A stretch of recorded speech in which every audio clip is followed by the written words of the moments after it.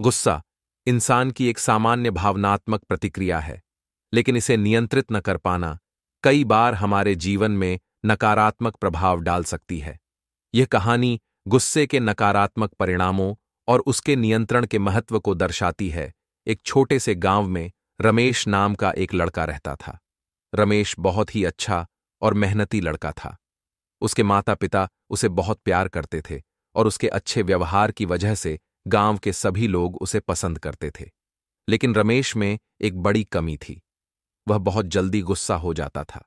छोटी छोटी बातों पर भी वह अपना आपा खो बैठता था और उसके गुस्से का प्रभाव उसके आसपास के लोगों पर भी पड़ता था।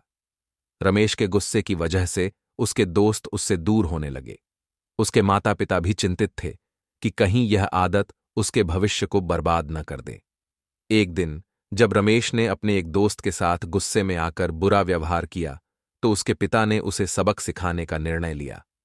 रमेश के पिता ने उसे एक हथौड़ा और कुछ कीलें दीं और कहा, जब भी तुम्हें गुस्सा आए तो इस बाड़ में एक कील ठोक देना। रमेश को यह बात समझ में नहीं आई, लेकिन उसने पिता की बात मान ली। जब भी उसे गुस्सा आता, वह उस बाड़ में एक कील ठोक देता। कुछ दिनों बाद रमेश को एहसास हुआ कि गुस्से पर काबू पाना ज्यादा कठिन नहीं था, लेकिन हर बार कील ठोकने में बहुत मेहनत लगती थी। धीरे धीरे उसने अपने गुस्से पर काबू पाना शुरू किया और कीलों की संख्या कम होती गई। कुछ दिनों बाद रमेश के पिता ने देखा कि बाड़ में कीलें ठोकना बंद हो गया था।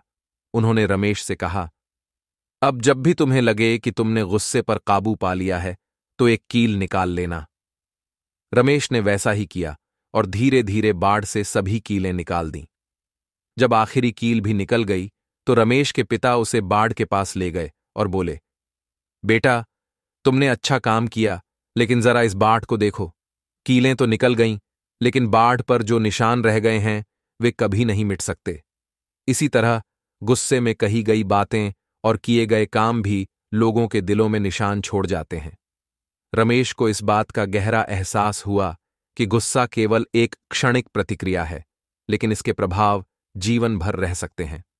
उसने उस दिन से संकल्प लिया कि वह कभी भी गुस्से में आकर किसी को चोट नहीं पहुंचाएगा। उसने अपने गुस्से पर काबू पाने के लिए धैर्य और समझदारी का सहारा लिया। रमेश का व्यवहार धीरे धीरे बदल गया और उसके दोस्त भी उसकी तरफ वापस आने लगे। वह अब पहले से ज्यादा खुश और शांत रहने लगा। उसके माता पिता भी उसकी इस बदलाव से बहुत खुश थे।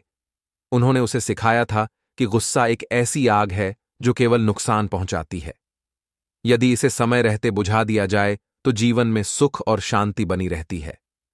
इस कहानी से हमें यह सीखने को मिलता है कि गुस्सा इंसान की सबसे बड़ी कमजोरी हो सकता है, यदि उसे नियंत्रित न किया जाए।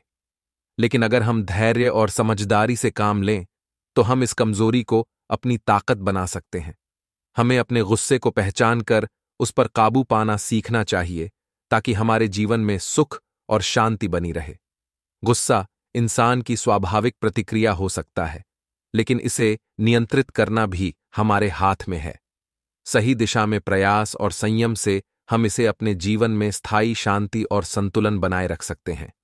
कहानी अच्छी लगी तो वीडियो को शेयर करें और लाइक जरूर करें। और आप हमारे ज्ञान गंगा चैनल पर आए हैं तो हमें सब्सक्राइब जरूर करें। आपके सब्सक्राइब से हमारा प्रोत्साहन बढ़ता है। हम ऐसे ही